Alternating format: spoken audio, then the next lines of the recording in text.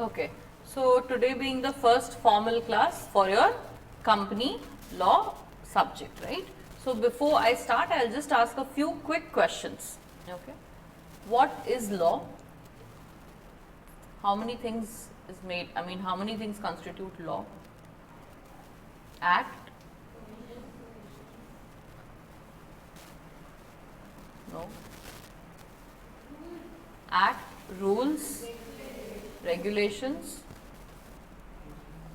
notifications, ordinance, and even sometimes I did not make you write that, but even sometimes we make use of case laws, decided case laws, okay. Something which was decided, you would have seen in movies, no, that the lawyer will sometimes refer to some old previous decided case laws. So sometimes that also we need to study, okay. Now what is act? Act is made up of section, very good, section, subsection, clause, subclause, okay.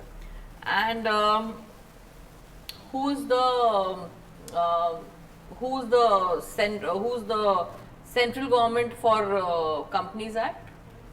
MCA. So in a lot of sections you will keep hearing central government, central government, central government. What is this central government? You know that central government is not just one person, right? Central government has a lot of cabinets and ministries and everything. So when we say central government, what we mean is technically the MCA body, okay. Now MCA has delegated its powers to RDs, ROCs and so on, okay.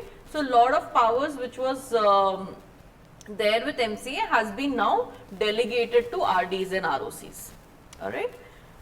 Then another thing which I wanted to understand was, alright, we will straight away delve into the chapter. As and when things come, I will keep explaining it to you, okay. So your first thing is the Companies Act 1956. This 1956 Act was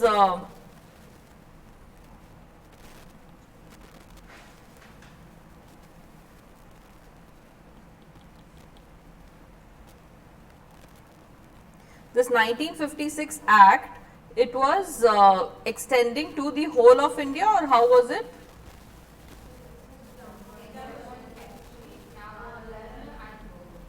Correct.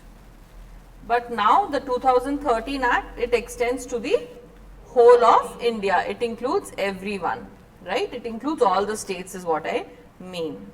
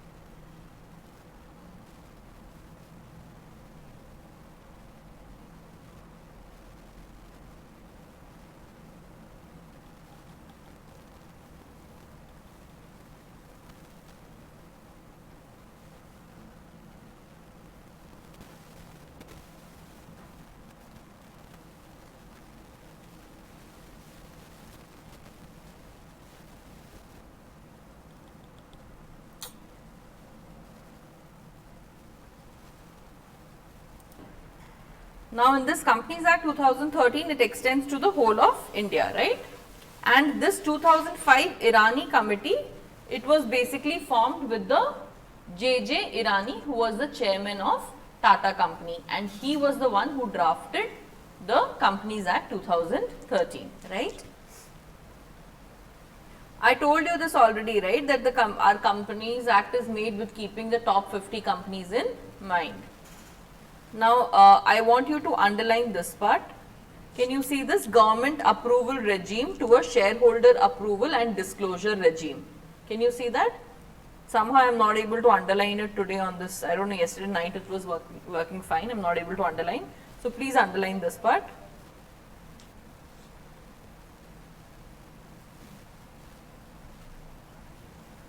Government approval regime to a shareholder approval regime. Have you all underlined? Okay. So what does this mean?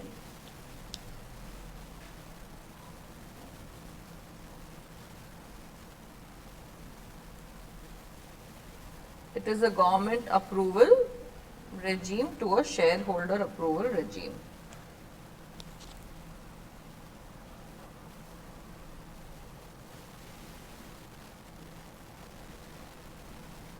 So what does this mean? Can anyone explain it to me? What is government approval to shareholder approval regime? Can anyone explain?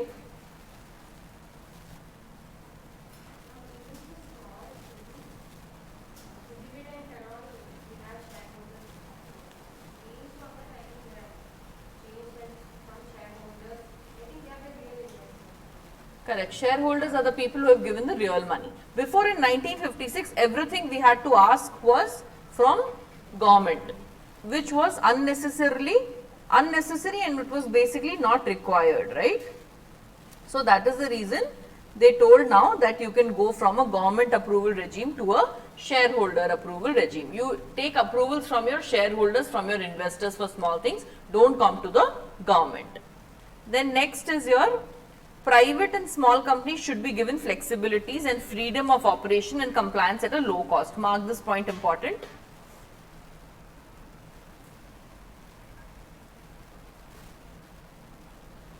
What does this mean?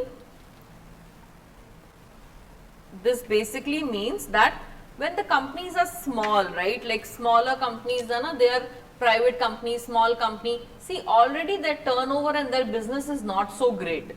Then you tell them you do this compliance also, that compliance also, this also, no? Then their most of the money, time, energy is getting wasted in fulfilling the legal obligations and compliances. Why would they go for a company then? They would rather go for a firm or sole proprietorship, right? So they told that this private and small companies should be given some flexibilities. So you will see in the 470 section line, Varaya section line, in the madhuri irukke, exempted private company, small company, exempted private company, small company. So they don't have to follow the entire Companies Act, they have been given a lot of exemptions. You remember when as kids you used to play, if some smaller kid will join your game, now you will give some exemption to the kid. Do you remember that? What is that vernacular word which you used to say? For Hindi we used to say doodh bhat, okay. I don't know what it is called in Tamil. But we used to say like, for example, you are playing hide and seek. You are 10-year-olds and some 4-year-old joins. You will make it easier for him, no? You will be like, okay, for us now one time out is out, for you we will give you 3 chances. Or for example, you are playing some hurdle race, you will say, okay, for you the hurdle will be little lower. Correct, no? So why do you do all these things? He is younger, smaller, not experienced. So private and small companies are also like that. Not that much money, small companies, so they are given a lot of exemptions for compliances and lot of flexibilities and freedom. Is that okay? Next is your, but companies with higher public interest, underline higher public interest, underline higher public interest and underline strict regime of corporate governance. So what do you mean by higher public interest and strict regime of corporate governance? It basically means any companies in which the public interest is more. Which companies will have more public interest? Bigger companies where the public money is being invested, or companies where it's like, how do I say, iron and steel industries, heavy iron and steel industry. There the public interest is more because in that company so many other industries are dependent. Okay, so any company which has a higher public interest, or something which is some company which is manufacturing something very basic which is required for survival of the people. So this all higher public interest companies where either they are manufacturing something which is required or public money is more which is invested. So they should have strict corporate regime. Strict corporate regime dana proper ella disclosure pannu, ella rules follow pannu, ella laws and regulations follow pannu. Idi dana strict regime of corporate governance. Is that okay? Next is what? Underline government company, underline PFI. Similar parameters. What do you mean by government company and PFIs? Now they told government company also, 2013 Act is suggesting this idea that before eppadi irukena government companies ke nariya exemptions irukku. Government company dana idi follow pannoke thevilla, this you don't have to follow that, and because of that there is a lot of the government companies became slow, no profits, bureaucracy, corruption, all that issues cropped up. So they told even government companies should have a proper strict corporate governance regime. This was suggested by 2013 JJ Rani committee.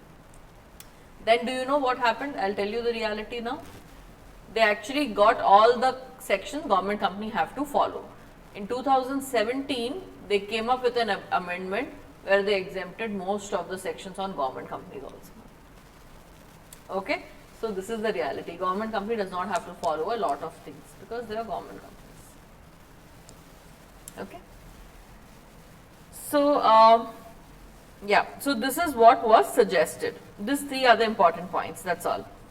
Then Companies Act 2013, it got the assent of President in 29th August 2013 and notified in official gazette. Then it became what? It became a act. Let's go through this, put a read in all these points. Now what are they suggesting?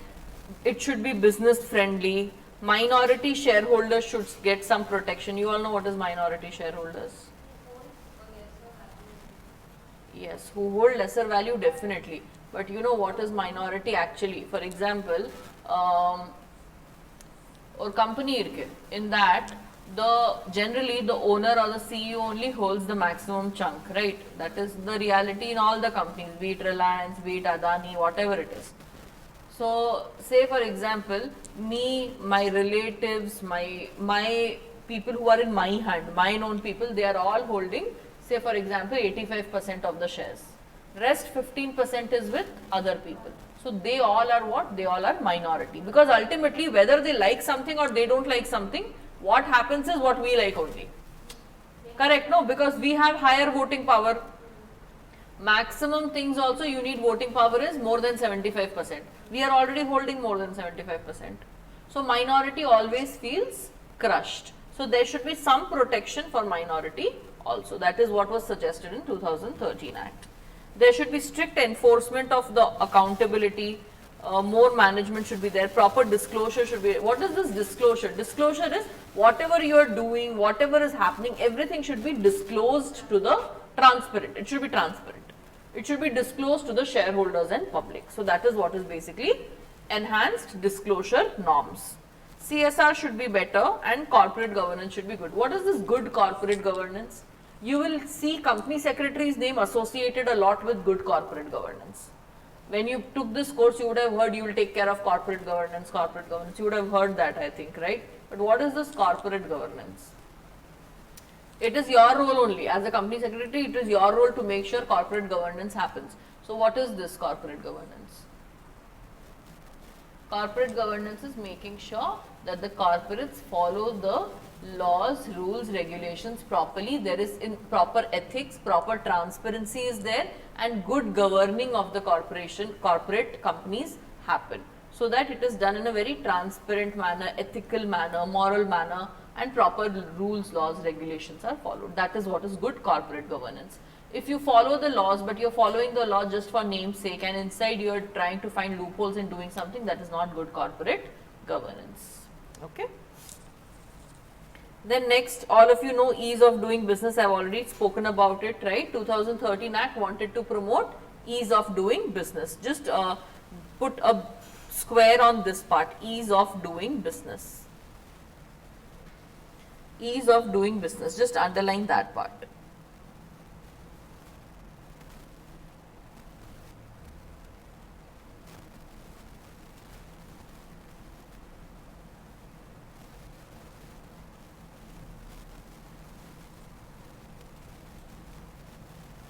I think there is some problem with the internet or something, I don't know.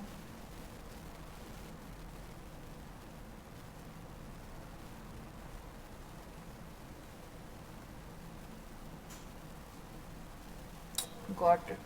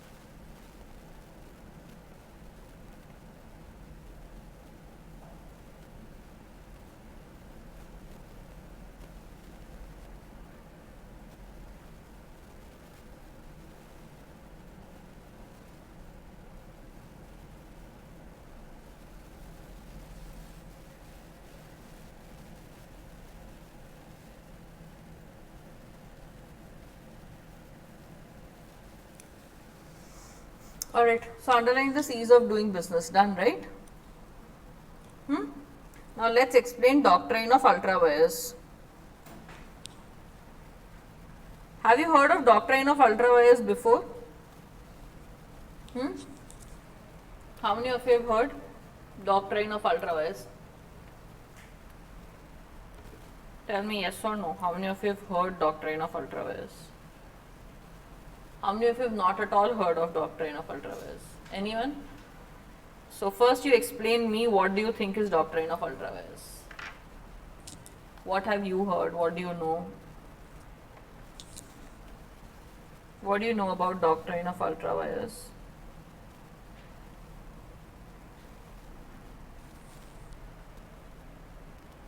What do you know about doctrine of ultrawires? Please tell me.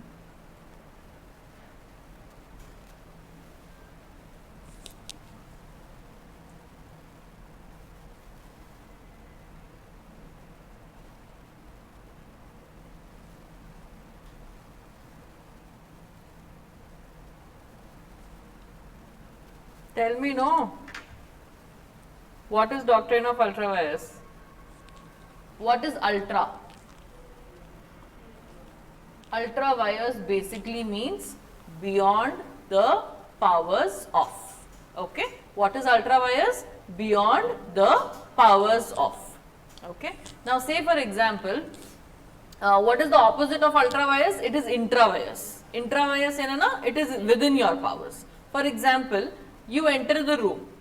It is intrawires that you will switch on the light and fan. It is within your powers. But I said do not switch on the AC without asking us. Okay. So what is it? It is ultrawires to you. It is beyond your powers. Okay. Now in this ultrawires we will study three types of topics. Ultrawires to Companies Act, ultrawires to Memorandum of Association, and ultrawires to Articles of Association. Have you heard of MOA AOA? What is MOA AOA?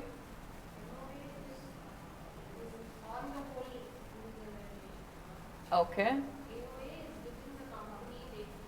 Very good. So basically what is MOA AOA? They are the two charter documents of a company. MOA will talk about relationship of the company with outsiders. Outsiders are government authorities, outside investors, the world. No, not shareholders. Shareholders are supposed to be insiders only. So share MOA is mostly like if from any outside person you are going to enter into a contract, a new contract you are going to enter, government authorities, that relationship is spoken about in MOA. AOA எப்படிதானா internal things, director, shareholders, இதுக்கு internal rules என்ன இருக்குன்னா, that is what is AOA. So MOA, relationship of company with outsiders. AOA, relationship of company with the insiders. Alright. So please write down this, it's your homework. I want you to make sure that you go through MOA, AOA of public company and private company. Put it on Google, you will get it. Sample MOA of a public limited company, sample MOA of a private limited company. Just go through it. Okay, there is nothing to read fully or learn, but I just want you to have a look and give me your observations, what you think. Okay.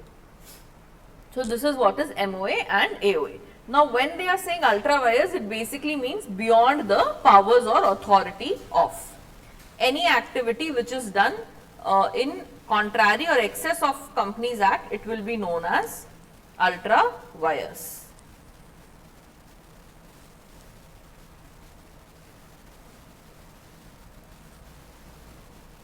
So what are the three types of ultra vires? Ultra vires the Companies Act, ultra vires the MOA, ultra vires the AOA.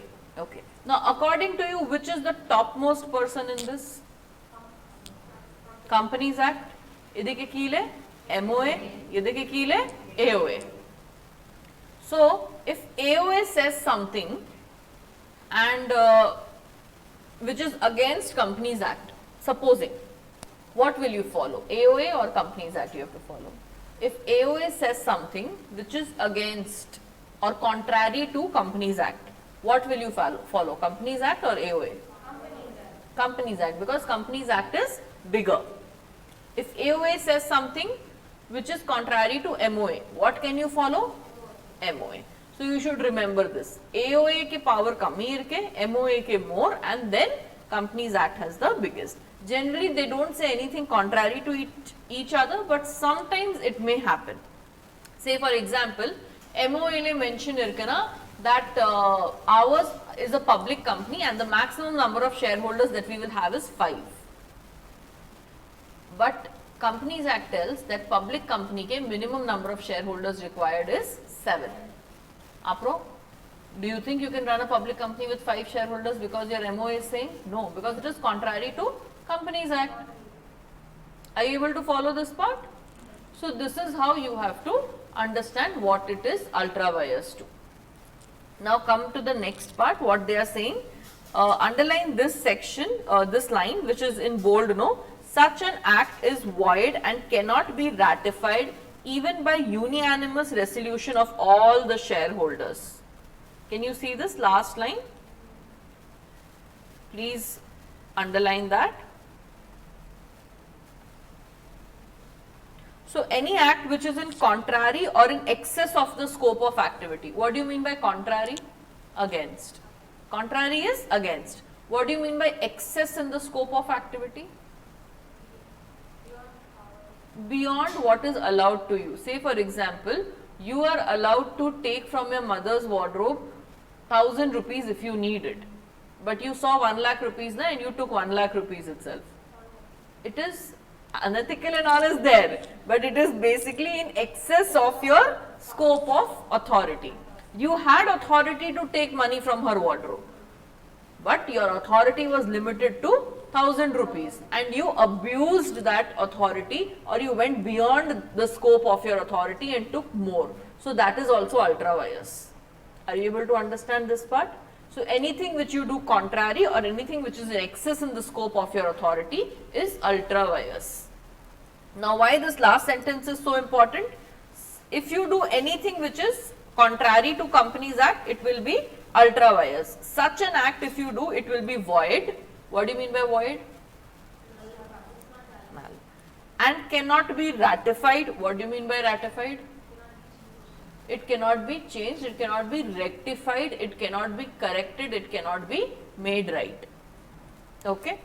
Even by unanimous resolution of all shareholders. What is unanimous? What is resolution? Unanimous is 100% agree, right? Unanimous is all the people agreeing is unanimous. Okay, 100% basically it means. And what do you mean by resolution?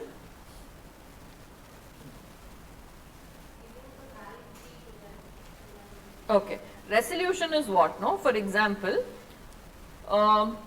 today I ask you all, can we have a class tomorrow from morning 6 to 8 o'clock, and you all will say, for example, agree.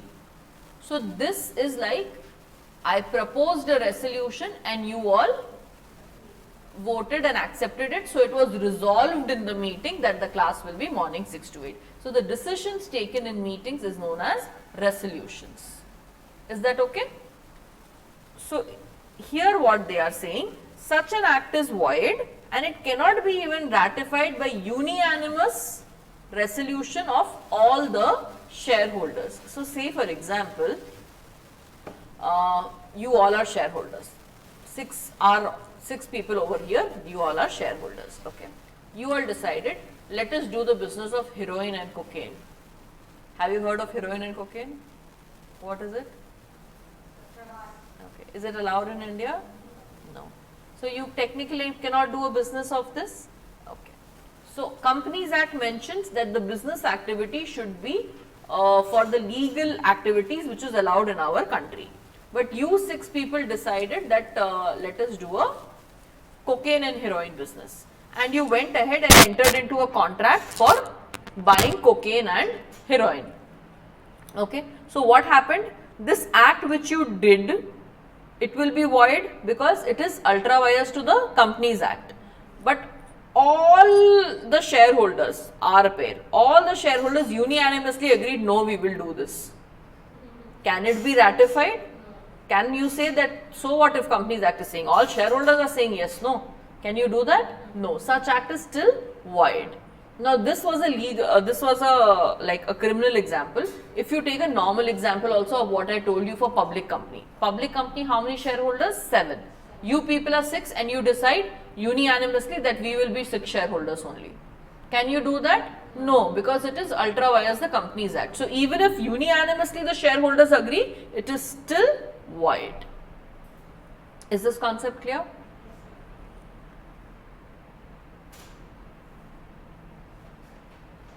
If board members, for an example, if board members are appointed or removed without following statutory provision, then that is basically ultra vires, okay? So this is what is ultra vires the Companies Act. Is that fine?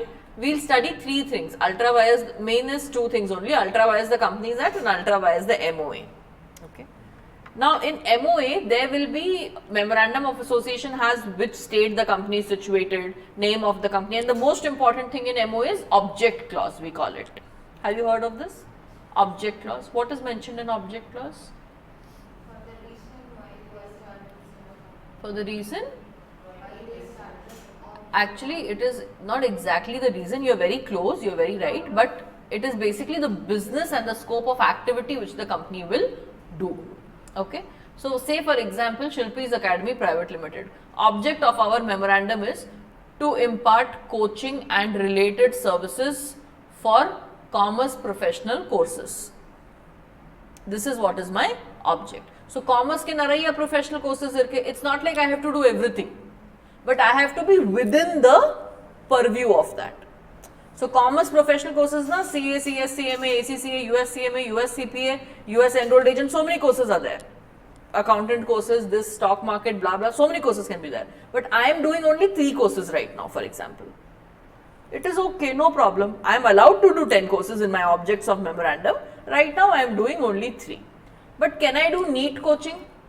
No. NEET coaching will go beyond my objects. Correct? My object of memorandum is allowing only commerce related professional courses.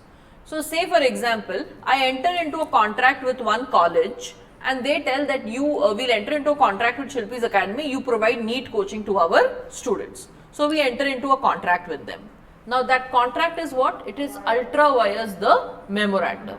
It is not ultra vires the Companies Act. Am I right? Companies Act allows you. But my memorandum ke object ke beyond irke.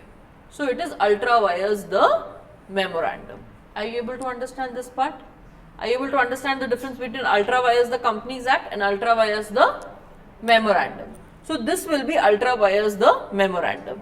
Now how can you rectify it? If you will see 100 years back and all, it could not be rectified. If you have entered into a contract with a college for NEET coaching, but your object of memorandum does not allow you that. But then we did a general meeting with all the shareholders and say that this contract is valid. They all say the contract is valid, but the contract still cannot be valid.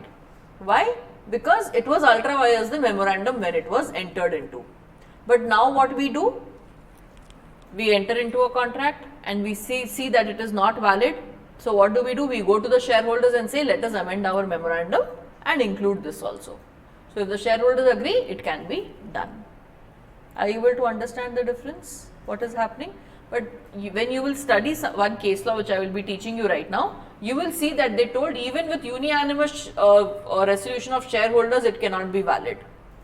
Because when you entered the contract, it was ultra vires the memorandum. But nowadays it is very easy to change the memorandum. No, you just need 75% people approval and shareholders approval and you can ratify and go ahead. Are you able to follow what I am trying to say? So this is ultra vires the memorandum. Now let's quickly understand what is memorandum. Underline this: MOA, document, constitution of company, boundaries of the last line, boundaries of the company's activities and its relationship with the outside world.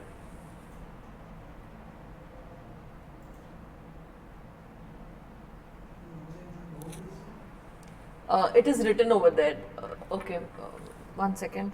Boundaries of the company's activities and its relations with the outside world.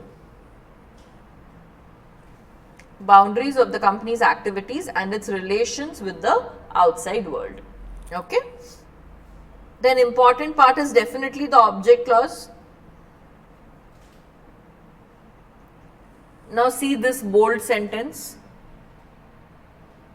Any act done in contrary to the object clause of the MOA will be ultra vires the MOA. Such an act is void and cannot be ratified even by unanimous resolution of all shareholders. The two bold lines only I have read.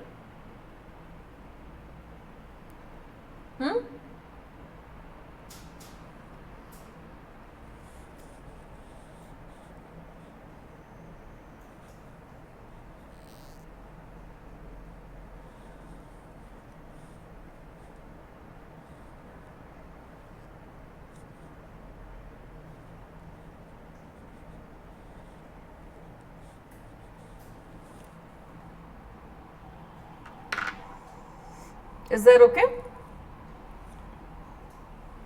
Same thing with articles. Underline in the articles what I am saying. What is articles of association? Can you see? Can you see that box? What is articles of association? Underline in that bylaws and regulations, management of internal affairs of the company.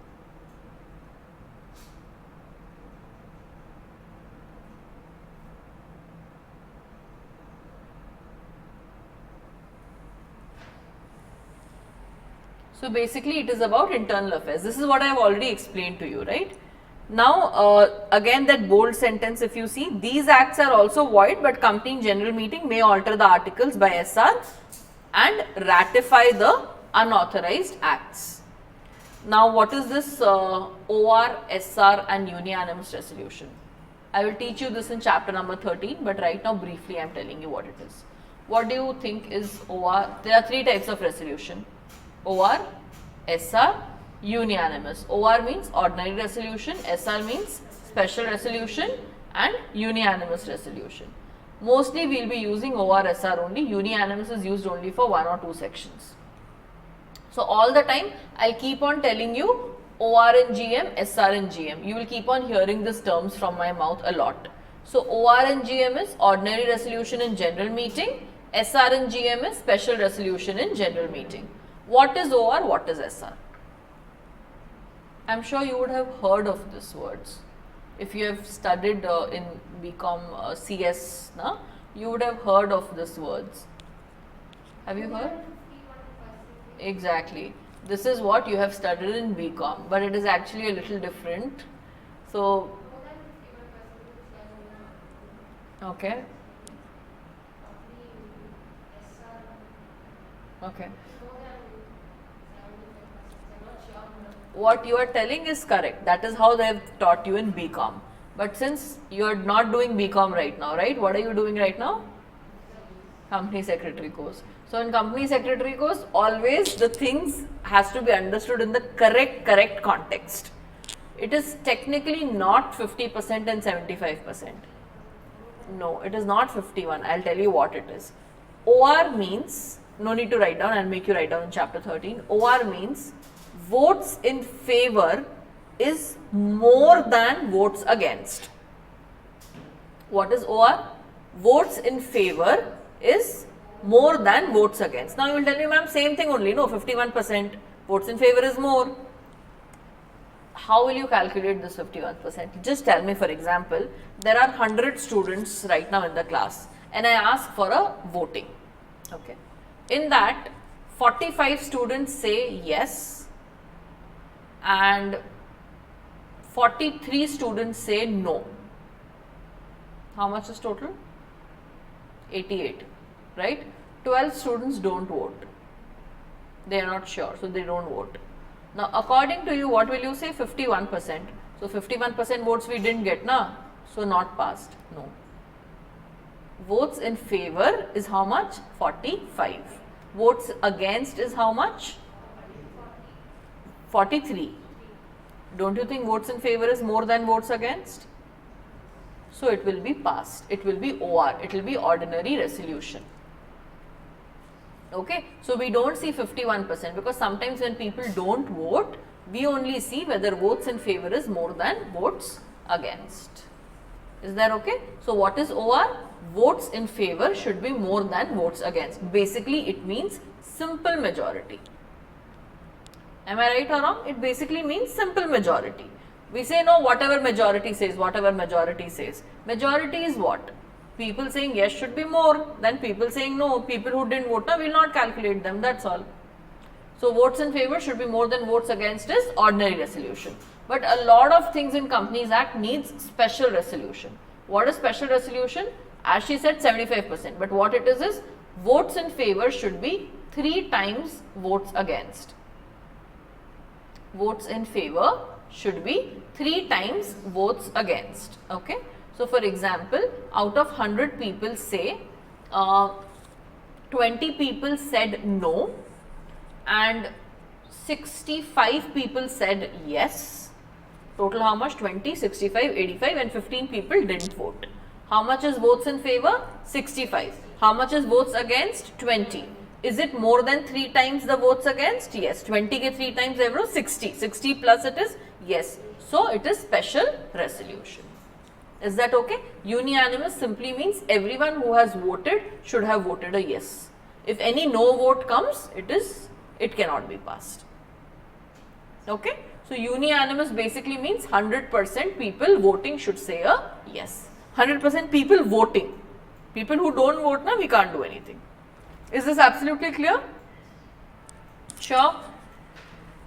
Sure or not? Doubt irke? Alright.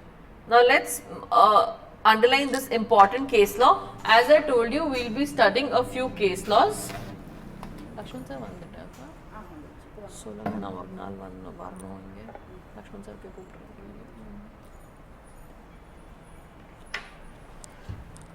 So, doctrine of ultrawires, underline this: Ashbury Railway Carriage and Iron Co Limited versus Ritchie. Year need not remember, but just look at the year so you understand that it was decided so many years ago. 1878. Okay. So, what is this case law? This is a very important case law for doctrine of ultrawires. Is that okay?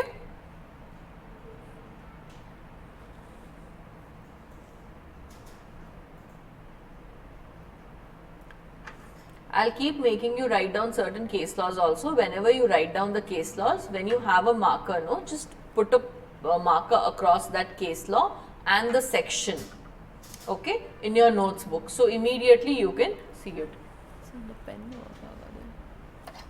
Yesterday it was working. Okay. I'll quickly repeat what I told. So this Ashbury Railway Carriage and Iron Co Limited, in this what happened? The company object was mentioned as make and sell, lend or hire railway plants to carry on the business of mechanical engineers and general contractors. Now, what this firm Ritchie is saying, who have who are into a railway contractors, they agree to finance the construction of the railway line. The company is repudiating the contract and saying that we are not allowed to enter into this contract. But they are saying it is mentioned general contractors, no, so you can enter. You can enter into any contract. But general contractors is in association with mechanical engineering. It is not to lay down railway lines. Okay. So what they told is that object clause gave power to the company to enter into such a contract, and it was within the powers of the company, and more so because contract was ratified by a majority of the shareholders. So shareholders agreed, okay, take this contract and go ahead, go forward. So they are saying it is correct only. But House of Lords, what they decided, now what is this House of Lords? Court of that time. Alright. So that time the court was for companies was known as House of Lords. Okay, you know that, right? India also has a separate court for companies. What is that called? It is called as National Company Law Tribunal. All the company cases goes to NCLT, and if you are not happy with NCLT decision, it will go to, that is National Company Law Appellate Tribunal. Need not write down the, relax, because you will study about all this. Okay, you will study about all this further. So House of Lords held that the contract was ultra vires the company, and therefore it was null and void.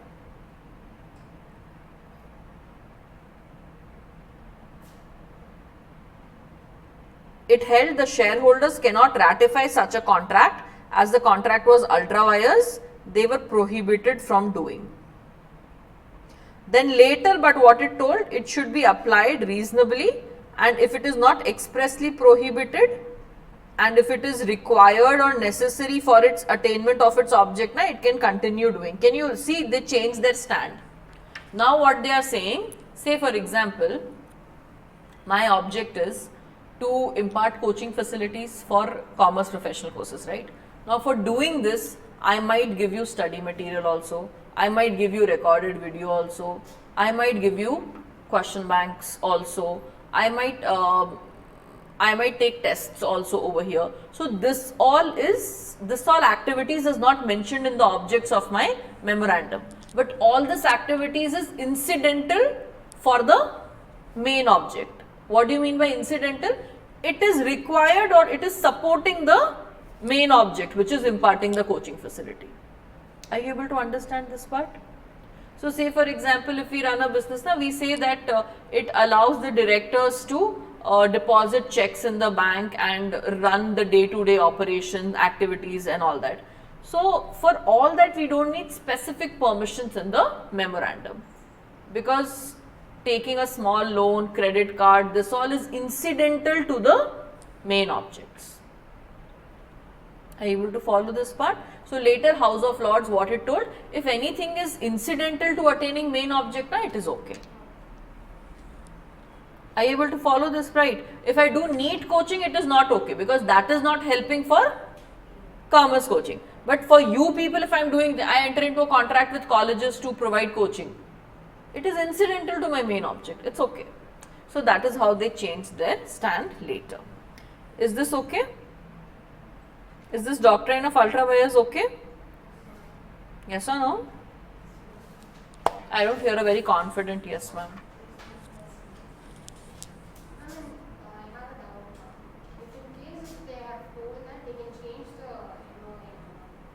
Yeah, it is not mentioned over here, but yes, now the real situation is that, for example, I want to start NEET coaching.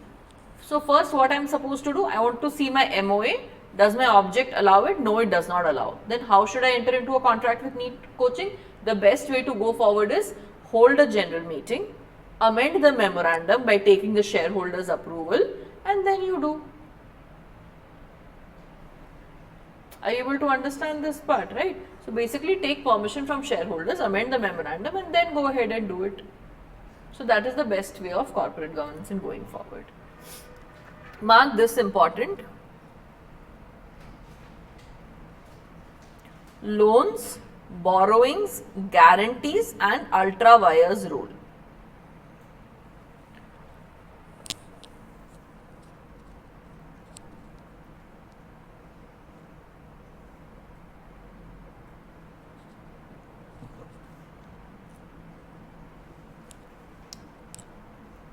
Can anyone tell me what is a guarantee? Loan and borrowing, all of you know. What is a guarantee?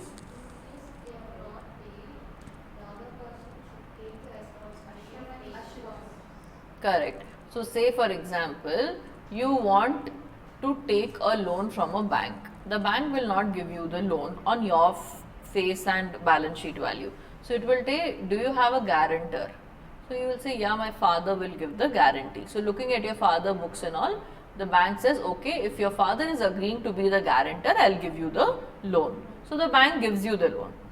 Whose responsibility it is to pay the loan? It is your responsibility only. But supposing if you don't pay, the guarantor, that is your dad, is liable to pay to the bank. That is taking guarantee. Is that okay? So that is like a contingent liability. It will arise only when the primary person does not pay. So ultra vires borrowing. What do you mean by ultra vires again? Beyond the powers of. If you take borrowing which is beyond your power, it does not create a relationship of a, who's debtor creditor? What, you know what is debtor creditor? Person who takes, person who gives is debtor and creditor relationship. In case a company accepted deposit from outsiders which was outside the scope of memorandum, then the company, and when the company was ordered to be wound up, question was raised whether the depositors were creditors of the company and whether the contributories could be asked to contribute towards the payment of deposit. Court held that in this there is no relationship of debtor and creditor. So no.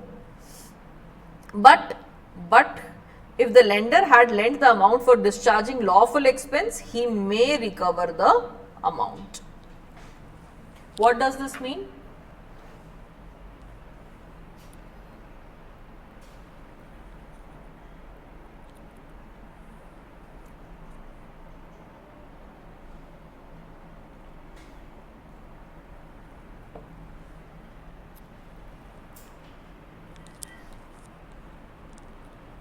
Supposing company's object does not allow the company to borrow the money from outsiders. It does not allow the company to accept deposits from the outsiders. What is deposits? There's a chapter in deposits which we'll study later. Now deposits, supposing you go to a bank, you deposit money, right? Correct? Banks are allowed to accept your deposits. But as company, some companies only are allowed to accept public deposits. Not every company is allowed to accept public deposit. Private companies are never allowed, for example. So if I am a private company and I am accepting public's deposits, is it included in my memorandum? No. Supposing I am a public company and I am allowed to accept deposits, but my memorandum it is not included. So I am not allowed to accept public deposits, but I accept public deposits. This is outside the scope of my memorandum. Am I right or wrong? So I accept deposits from 5 of you. This is what? Outside the scope of memorandum. Alright. Now they are asking, Ippo, I have taken deposit from 5 of you, I am the company, and my company now has to be wound up. Wound up, all of you know? Winding up, right? So my company has to be wound up. Now the contributories, what is this contributories? Contributories are basically shareholders. If it's a limited by guarantee company, we call it as contributories, okay? So contributories, do they have to pay you back? Is there a debtor-creditor relationship between you people? No, because company did something which was outside the scope of its authority. It is your people's mistake that you gave the deposit to the company without checking the MOA, whether it is allowed or not. And MOA and AOA are public documents which everyone is supposed to check before entering into a contract with the company. So it is your mistake that you entered into the contract. Now my company is winding up. You people have given deposits, yes, but the contributories are like, this was outside the scope of memorandum. We are not liable to pay for this activity. Are you able to understand? So you will not get your money back.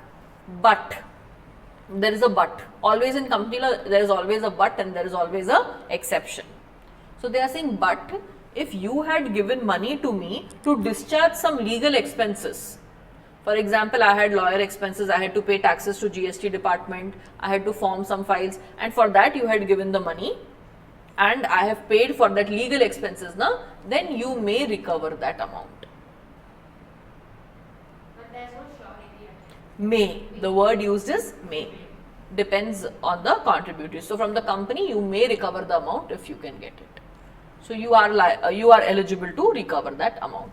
Are you able to understand this part? So now when the transaction is ultra vires the company, it can be decided on the basis of followings. If it is entered into by a company and it is within the objects, it is not ultra vires. If it is outside the objects, it is ultra vires. If it is in excess, or abuse of company's powers, then also it is ultra vires, and such transaction can be set aside by shareholders, or even ratification would not validate the acts beyond the authority of the company itself.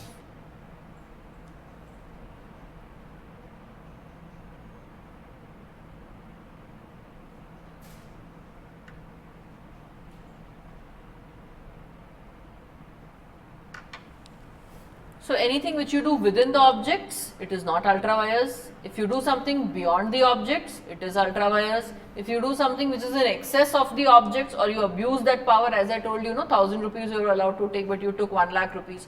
It is in excess of your power or abuse of your power. So for that, it cannot be ratified even by shareholders. It is ultra vires. Is that okay? Any doubt? Now what is this implied powers? What is implied? Yeah, but what is implied? What do you mean by word implied? When you enter this classroom before me, do I have to specifically give you the power of switching on the lights and fans? It is implied powers, no, of yours. So implied is understood. Implied means what? Understood. Right? So that is what is implied powers. Certain powers will be mentioned in the objects of the MOA, and certain powers will be expressed, certain powers will be implied. So express, now clearly I have to give you that power. Okay, clearly I have to tell you that this is in your power too. So in the memorandum of association, expressly it should be provided, company is eligible to do this, company has the power to do this, and some powers will be implied. Like when you collect the checks, you will go and deposit in the bank. It's an implied power. Are you able to follow? So this is what is express and implied. Mark this important, powers which are not implied.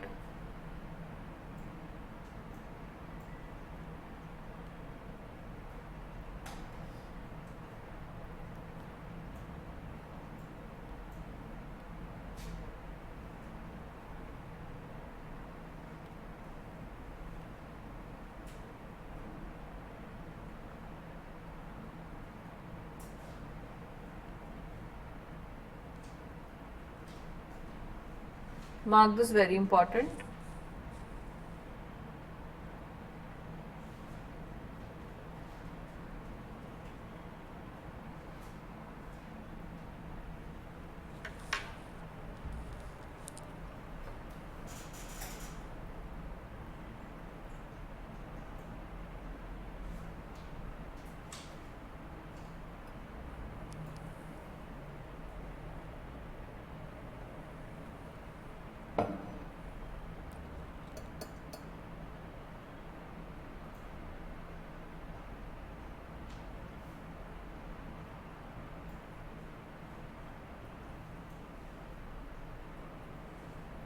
So certain powers is express and certain powers are implied. Implied expressly it is not told, but it is understood that you have the powers.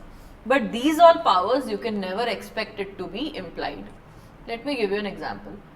If supposing first floor le or NEET coaching academy irukku. Okay, in my MOA it is not mentioned that I can acquire other businesses.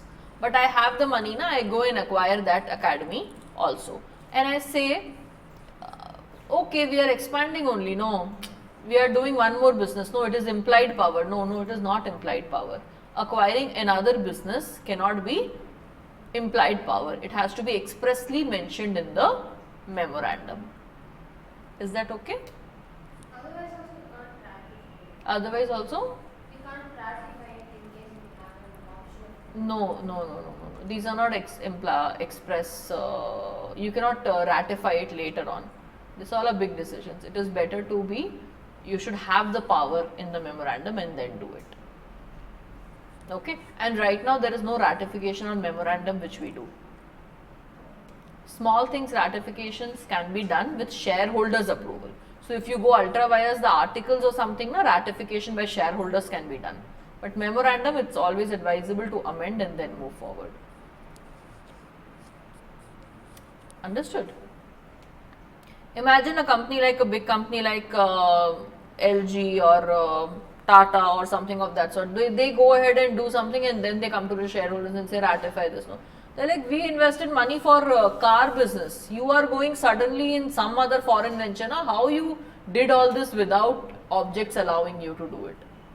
So it is not very okay to do all these things. For articles, small things, it's okay. Like for example, two things, it is okay. I'll give you an example.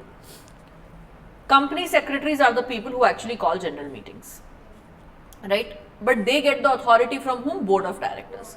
Board of directors meet, have a meeting, they decide when should the general meeting be done, and then they authorize the company secretary that you go ahead and do the formalities, means sending the notice and doing all this. You as a company secretary one day thought, anyways they will call general meeting. No, I heard them talking during coffee. Let me go ahead now itself and call the general meeting, and you send notices to everyone. General meeting. Board of directors said, when did we authorize you? When did we do it in the meeting? I heard you talking during coffee when you were drinking. We did not authorize you, we did not pass it in the board meeting, but sir, I already went ahead and called the general meeting. Then the board of directors is like, okay, we were anyways planning to call only. Okay, if you have done this now, we will ratify your decision. So the board of directors ratified the company secretary's decision. This can be done. Company was allowed to borrow up to 5 crore rupees from banks. Okay. But director was allowed to borrow up to 1 crore. Means beyond that, it needed approvals from the shareholders. Now in the process of borrowing, director did not realize he crossed the 1 crore limit and he reached 2 crore maybe. And then they realized that the borrowings have exceeded. So now they come back to the shareholders and say, during such situations we had exceeded the limit, can you ratify our decisions to borrow exceeding? Shareholders may ratify. That is different. That is also if it is within the limits which is mentioned in the MOA, within that 5 crore. So then it is okay. So this small ratifications is okay if it can be done by shareholders. You cannot do something beyond objects and then come back for ratification. You need to amend the memorandum. That is a good corporate governance practice.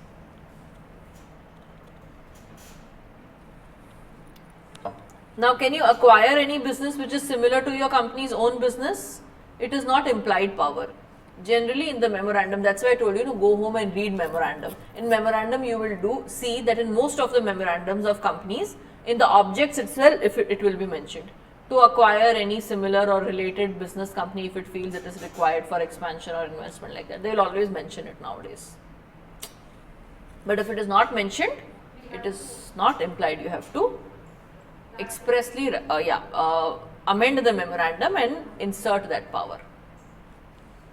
This basically they are trying to tell you this is not understood. If this power you don't have in memorandum, you cannot say understood only, no, I can do this. Are you able to understand this, what I am trying to say? So this is what is not implied powers. Acquiring any business similar to company's own business. If you enter into an agreement for any partnership or JV with some other company, it is not implied. Expressly this power should be given, then only you can do it. Next, you cannot take shares in another company which has similar objects. You cannot take shares in companies in which you are doing something which is ultra vires to your company. For example, you are not, your object does not allow you, my object says commerce professional coaching. I cannot go and acquire any company which is in commerce professional coaching. Even if the objects are same, I cannot acquire similar business. I cannot acquire a business which is in NEET coaching because that object is ultra vires to my objects. So any company I cannot acquire if it is not expressly mentioned. Next, I cannot help companies financially. I cannot sell off a company's undertaking, sell off a company's factory, project or any other unit. I cannot use the funds and put it for political purposes. I cannot give donation contributions just like that. I cannot act as a guarantor for other people. All these things has to be mentioned as express powers. I cannot imply it. Is this okay? Is this okay or not? Sure? Sure. Okay. So,